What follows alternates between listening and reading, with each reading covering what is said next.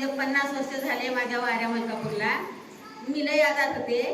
मला पण बोलायला येत नव्हतं, माणूस ओळखत नव्हतं, जेवायला सुद्धा येत नव्हतं, कुणाला काय बोलावं सुद्धा कळत नव्हतं.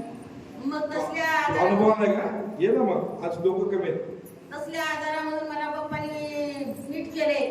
मग पुन्हा कसं झालं म्हणजे संसारामध्ये माझ्या दिलेल्या घरात 27 एकर जमीन असताना बी आम्हाला दाखवून वर्षाला एवढं इकून खात आमचं सगळं उजाड झालं. मग तेव्हा आम्हाला बाप्पा भेटले. मग हानी गावामध्ये एक भंडारे गुरुजी म्हणून होता मागाचा. तो भंडारे गुरुजी आम्हाला इथं मलकापूरला असं आहे म्हणून सांगितला आणि त्याच्या पत्यावर आम्हाला इकडे बोलून आणले. मग एक वारी झाली. पुन्हा बाप्पाने आम्हाला सांगितले 6व्या महिन्याला यायचं. त्या 6व्या महिन्यात आल्यानंतर मग चांगले हुशार झाले, चांगलं बोलायला लागले, जेवण करायला लागले, कुणाला काय बोलावं सगळं कळायला लागलं. मग तेव्हापासून आमचा संसार जरा सुधारलं.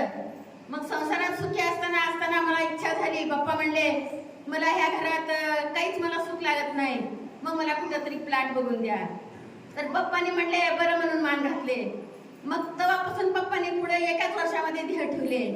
मग आम्ही चालत गंगापूरला पादयात्रेत जात असताना ते बाप्पाने आप्पाला सांगितले.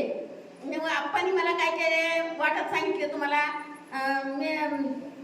मार्च महिन्यामध्ये 24 तारखेला तुम्हाला प्लॉट भेटणार आहे. मग तेवढं ऐकून घेतले. मग त्या दिवशी वाट बघत होते मी. मग सकाळी 12 पर्यंत वाट बघितली. आज आप्पानी आम्हाला तारीख दिलेलं आहे.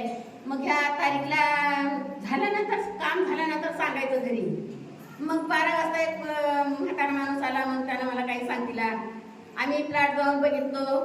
मग संध्याकाळी बोलवायला आला. मग सगळं ओके झालं. मग पुन्हा बांधकाम व्हायला पाहिजे ना. आमच्याजवळ तर काहीच नाही. आम्हाला जेवायला सुद्धा नीट मिळत नसतं. पण आमच्याजवळ काय होतं असलेलं दागदागिने सगळं विकलं तरी आमच्याजवळ 3.5 लाख होते फक्त. त्या 3.5 लाखामध्ये बांधकाम आपाच्या हातावर सुरू केलं. कसं झालं एकदम आमचं बांधकाम पूर्ण होईपर्यंत म्हणजे 20 लाखाचं घर तयार झालं. आता ते घर 80 लाखाला असं मागत होते. आपानी म्हणले नाही कायचं आम्हाला बंद करून टाकलं.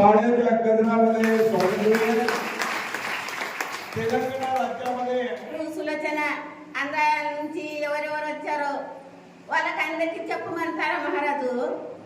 ఈ రోజు పొదటికి 8 రోజుల నుంచి ఆదివారం నుంచి నాకు మోకాలు నొప్పి, మోచేయి నొప్పి, మళ్ళా జ్వరము, కూర్చుంటే లేవటానికి రానట్టు అన్న భయంకర అయిపోయింది. మరి నేను బుధవారం మంగళవారం నాడు రావడానికి నాకేమీ శక్తి లేదు. మరి పప్ప కళ్ళలో వచ్చి నాకు చిన్న పిల్లల లెక్క వచ్చి నాకు పెట్టించే నేను మల్కాపూర్ ఈరోజు వచ్చిన. ఇగో రాత్రి వచ్చి గుడిలో పండుకున్నా. నాకు ఆరామైంది, పట్టుతానికి వచ్చింది, లేవటానికి వచ్చింది. నాకు వీళ్ళ ఎటికెలు వెనక చేయటానికి రాలేదు. మరి ఇప్పుడు నేను వచ్చి కూర్చుంటున్నా, లేస్తున్నా, మంచిగా మాట్లాడుతున్నా. ఈరోజు నాకు ఆరాం ఉన్నది. ఈ మల్కాపూర్ 50 సంవత్సరాల నుంచి నేను వస్తా. అప్ప ధ్యానం చేస్తే ఇప్పుడు నేను పండుకున్నప్పుడు నాకు జ్వరం ఎక్కువ అవుతుంది. మరి ఏకనాథ్ అప్ప, సుభాష్ అప్ప, గురుదేవ్ దత్త, ఏకనాథ్ అప్ప అనుకుంటా నేను నిద్ర చేస్తే నాకు తెల్లారిందాక నాకు ఆరాం అయిపోతుంది.